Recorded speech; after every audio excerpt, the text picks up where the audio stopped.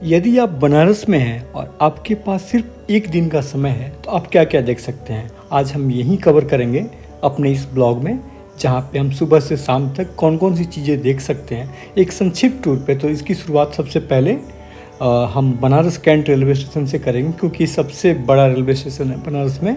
आप चाहें तो जो वाराणसी सिटी है वहाँ भी आ सकते हैं, आप बस से भी आ सकते हैं, एयरपोर्ट से भी आ सकते हैं, हवाई जहाज़ से भी आ सकते हैं। तो ये देखिए बनारस का ये रेलवे स्टेशन है। यहाँ पे सबसे बड़ा स्टेशन होने की वजह से बहुत सारी ट्रेनें आती हैं अलग अलग प्रांतों से, अलग अलग राज्यों से। और ये देखिए इसे मॉडर्न लुक दिया जा रहा है। ये देख लें आप, एक बिल्डिंग बन रही है जिस पे बिस्मिल्लाह खान बांसुरी बजा रहे हैं। तो ये यहाँ से निकलने के बाद हम पहला स्टेशन जो जाएंगे, जगह जो जाएंगे वो है काशी विश्वनाथ धाम। काशी विश्वनाथ धाम अपने नए आकार में बहुत सारे लोगों को आकर्षित कर रहा है। ये शंकर भगवान का सबसे बड़ा मंदिर है बनारस में। ये देखिए काशी विश्वनाथ धाम आपको दिखा रहे हैं।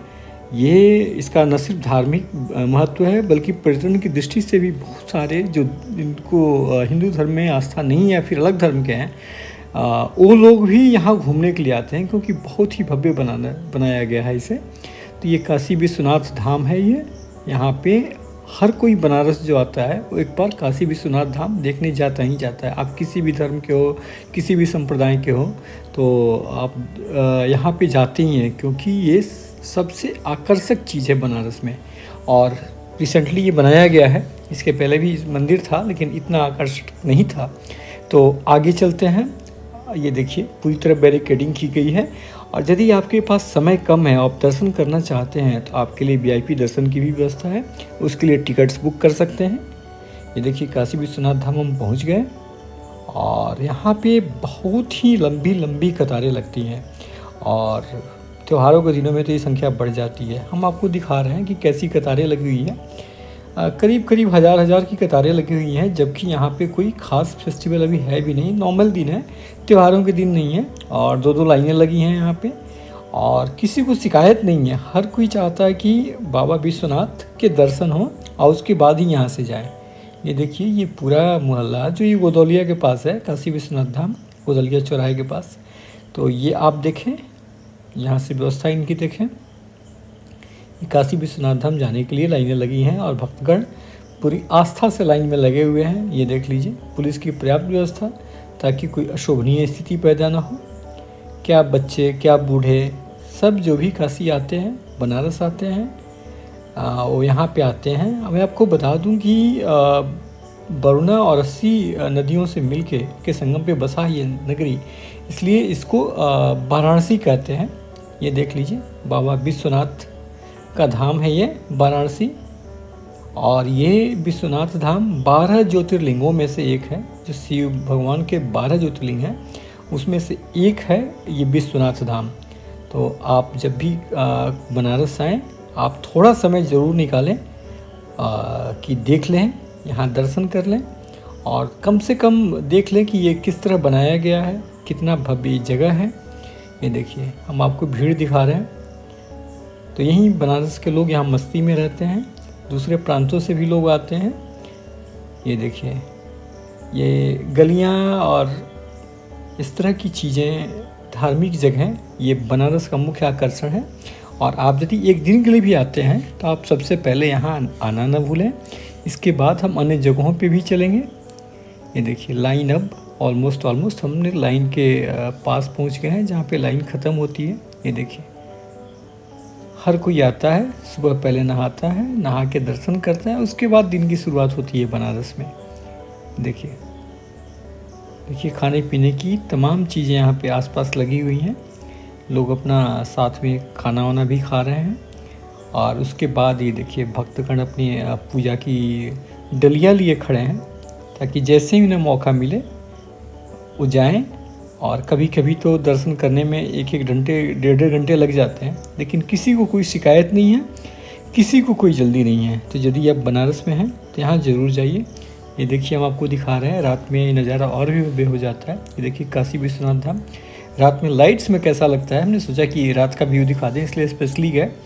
तो आपको हम अनुरोध करेंगे कि यदि आपको ये वीडियो अच्छा लग रहा है तो आप हमारे चैनल को सब्सक्राइब कर दें, इसे शेयर करें लोगों के बीच, कमेंट करें कि आप क्या देखना चाहते हैं। इसके बाद जो एक अन्य जगह है वहाँ वो है बनारस हिंदू विश्वविद्यालय, काशी हिंदू विश्वविद्यालय, जिसको हम BHU कहते हैं। इसको महामना पंडित मदन मोहन मालवीय ने बनवाया था, इसके संस्थापक हैं।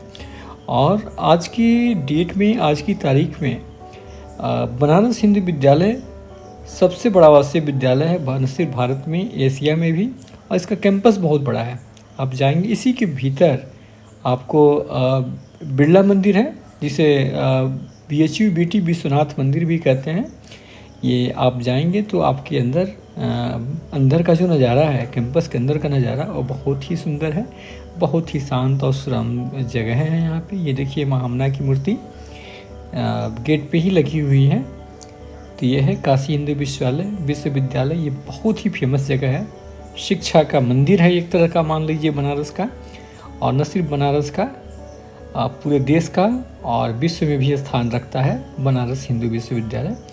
तो ये आप देख लें, काशी हिंदू विश्वविद्यालय का सिंह द्वार है। और इसके अंदर जब आप जाएंगे तो आपको अलग अलग संकाय मिलेंगे।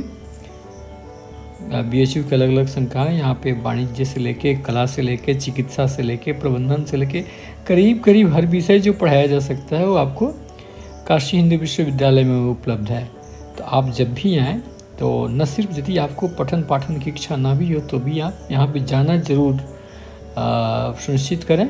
इसके बाद हम आ गए संकट मोचन हनुमान मंदिर। ये हनुमान मंदिर के बारे में मान्यता है कि इस मंदिर में ही भगवान हनुमान ने तुलसीदास को अपने दर्शन दिए थे। और कुछ पार्ट्स जो रामचरितमानस का है, तुलसीदास ने यहाँ पे लिखा था। तो ये जो हनुमान के संकट मोचक रूप की पूजा यहाँ पे की जाती है। बहुत ही धार्मिक महत्व का मंदिर है। मैंने कोशिश की कि वीडियो शूट करूं, लेकिन हर बारी में भगा दिया गया। मंदिर के अंदर वीडियोग्राफी अलाउड नहीं है, तो हम आपको गेट से आगे कुछ भी नहीं दिखा सकते। बहुत कोशिशें की, मिन्नतें की कि एक बारी हमारे दर्शकों के लिए दिखाने दीजिए, लेकिन आपका कैमरा यहाँ पे बंद करके आपको लॉकर में रखना होता है। मैं एक बार दूसरे गेट पे भी कोशिश करता हूँ, देखिए क्या होता है। ये देखिए, ये आपको हम क्लोजर लुक दिखाते हैं। और इसके बाद हम दूसरे गेट पे भी जाएंगे। पीछे से भी गेट है, शायद कहीं वहाँ पे लोग बात सुनने को तैयार हो जाएं। हमारा महत्व सिर्फ दिखाना है। और आपसे अनुरोध है कि एक बारी हनुमान जी के दर्शन करें आप यहाँ पे, और मेरे चैनल को सब्सक्राइब करें, क्योंकि ऐसी अन्य वीडियो भी लेके हम आएंगे। ये देखिए, एक पीछे से गेट है संकट मोचन के लिए। हम उधर से एंट्री की कोशिश कर रहे हैं, कोशिश करेंगे, रिक्वेस्ट करेंगे। मान गए तो ठीक, नहीं माने तो कोई बात नहीं, आप इससे ही ये कर लेना। ये देखिए पूरी गली है। ये जो लंका की तरफ से जब आप आते हैं ना रविदास गेट से, तो ये पहले ही पड़ता है, मुख्य गेट से पहले ही पड़ता है। पीछे से गली है। पहले इस गली में ढेर सारे बंदर रहा करते थे, ठीक ना। अभी इसको बनाया गया है और रास्ते को सुगम किया गया है। तो ये देखिए, बहुत सारे लोग आते हुए जाते हुए हम देखेंगे कि एक बारी शायद हमें थोड़ी दूर तक जाने दें तो हो जाएगा। उम्मीदें कम हैं, क्योंकि रूल्स तो सबके लिए एक ही जैसे हैं। भगवान हनुमान जी का संकट मोचन रूप है वहाँ पे, इसी को संकट मोचन मंदिर कहते हैं। और यहाँ के लड्डू, बेसन के लड्डू खासे लोकप्रिय हैं। तो चलिए चलते हैं। ये गेट है इधर वाला, बैक गेट है इसका। कोशिश करते हैं कि हमें शायद परमिशन मिल जाए, लेकिन चांसेस कमी है। हम जा रहे हैं अंदर, देखते हैं क्या होता है।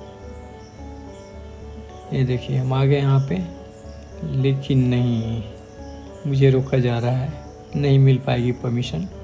यहाँ से जाने के बाद हम त्रिकाल मंदिर जाते हैं, जो संकट मोचन के पास में ही है। संकट मोचन से हम आगे थोड़ा बढ़ते हैं, त्रिकाल मंदिर, त्रिदेव मंदिर सॉरी, वो है। इसमें ब्रह्मा, विष्णु और महेश के रूपों की पूजा होती है। हम देखते हैं कि क्या क्या है यहाँ पे। अंदर भी जाएंगे, दिखाएंगे। बहुत ही भव्य मंदिर, बहुत ही भव्य मंदिर। यदि आप ये सारे ही मंदिर, आपका जो संकट मोचन मंदिर है, BHU है, उसके बाद त्रिदेव मंदिर है, आगे हम जो मानस मंदिर दिखाएंगे, दुर्गा कुंड दिखाएंगे, सब आस ही पास है। तो आपसे हम अनुरोध करेंगे कि आप एक बार ही इधर चले आइए, क्योंकि आपका एक दिन का टूर इससे बेहतर कहीं नहीं मिलेगा आपको कि सारा चीज़ आसपास है, क्योंकि थोड़े समय में आप बहुत सारी चीज़ें देख लेंगे। यहाँ पे देखिए ब्रह्मा विष्णु महेश के रूप हैं, हम आपको नज़दीक से दिखाने की कोशिश करते हैं। हाँ, इस मंदिर में फ़ोटोग्राफी के लिए किसी ने नहीं रोका, लोग अच्छी तरह से फ़ोटोग्राफी कर रहे हैं और यहाँ का प्रबंधन भी इससे खुश है शायद। ये आगे बढ़ते हैं और हम चले आते हैं मानस मंदिर, सत्यनारायण मानस मंदिर इसको बोलते हैं। तो ये देखिए यहाँ पे हम जाते हैं। ये एक्चुअली क्या है कि यहाँ पे तुलसीदास ने रामायण लिखी थी, रामचरितमानस लिखी थी, क्योंकि वाल्मीकि रामायण सबको समझ में आती नहीं थी और संस्कृत में थी ज़्यादा। तो यहाँ पे हम जाते हैं और देखते हैं कि क्या क्या है इस मंदिर में खास। बहुत ही आकर्षक मंदिर ये भी है। और जो भी बनारस आता है एक बारी सत्यनारायण तुलसी मानस मंदिर ज़रूर जाता है। तो हम जैसे यहाँ पे पहुँचे हैं, ये देखिए यहाँ पे 3 छोटे छोटे टेम्पल हैं। एक तो पहली तो बाएं से माता अन्नपूर्णा है, उसके बाद राम दरबार है जिसमें आपका राम सीता लक्ष्मण है, और उसके बाद भगवान सत्यनारायण है। जब मैं यहाँ पे गया तो इसके रिनोवेशन का काम चल रहा था, तो ऊपर वाला फ्लोर खुला नहीं था, तो हम नीचे से ही देख के आ गए। हम आपको क्लोजर लुक भी दिखा रहे हैं सत्यनारायण तुलसी मानस मंदिर का। उम्मीद है आपको पसंद आएगा। ये देखिए एक दिन के टूर में जितना आपको दिखाया जा सकता है वो दिखा रहे हैं हम आपको, क्योंकि बनारस ऐसी जगह पे है जहाँ पे आप 6 महीने रहें, साल भर भी रहे, तो भी आपको बहुत सारी चीज़ें हैं जो छूट जाएंगी आपसे, क्योंकि बहुत ही पुराना शहर है और बहुत बड़ा इतिहास रहा है इसका, और हर गली में एक नए का आकर्षण है। तो आपने सुना ही होगा कि मंदिरों की संख्या बहुत ज़्यादा है। ये देखिए अब आपको हम दिखा रहे हैं, अन्नपूर्णा मंदिर दिखा दिया, इसके बाद आपको इधर राम दरबार दिखाएंगे आपको। ये देखिए राम दरबार दिखा दिया। देन हम चलेंगे सत्यनारायण मंदिर है इसी में, और उसके बाद हम एग्जिट लेंगे यहाँ से। तो देखिए बहुत सारी चीज़ें आपको दिखाई मैंने एक दिन के टूर पे। ये राम दरबार दिखा दिया, और इसके बाद अब है हम आ रहे हैं यहाँ, अब ये जा रहे हैं आपको ये कौन सी जगह है, ये दुर्गा कुंड मंदिर है। दुर्गा कुंड मंदिर के हम गेट से प्रवेश कर रहे हैं। रास्ते में बहुत सारी दुकानें, और हाँ यहाँ भी फ़ोटोग्राफी मना है, लेकिन हम आपके लिए रिक्वेस्ट करेंगे कि थोड़ी सी फ़ोटोग्राफी मिल जाए। हालांकि ज़्यादा हम दबाव नहीं बनाएंगे, टकराव मोल नहीं लगें। ये देखिए जो गर्भगृह के पहले ये दुकानें हैं, और एक आध मूर्तियाँ भी लगी हुई हैं जो मतलब गर्भगृह के पहले है। मेन मंदिर अंदर है। ये देखिए कुटकुटेश्वर महादेव ये मंदिर है। दुर्गा कुंड हम पहुंच गए हैं। दुर्गा कुंड पहुंचने के बाद अब आपका ये सारे मंदिर आपको दिखाई देंगे पहले ही, और इसके बाद क्या है कि हम अंदर जाएंगे। ये देखिए मूर्तियाँ लगी हुई हैं, जो कि दरवाज़ा दिख रहा है इससे हम अंदर जाते हैं।